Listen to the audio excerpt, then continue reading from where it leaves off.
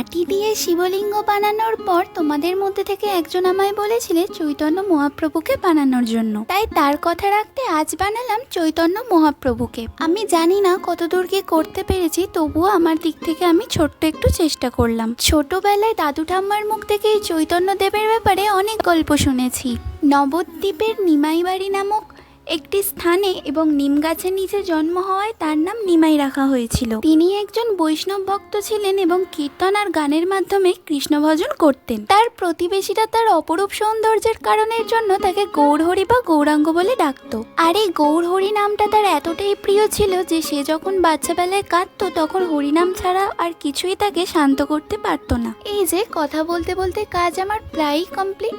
তো কেমন হয়েছে জানিও, আর কোনো রকম যদি ভুল ত্রুটি হয়ে থাকে অবশ্যই কিন্তু জানিও, এবং নতুন কেউ আমার চ্যানেলে ভিডিও দেখে থাকে চ্যানেলটাকে সাবস্ক্রাইব করে পাশে থেকো।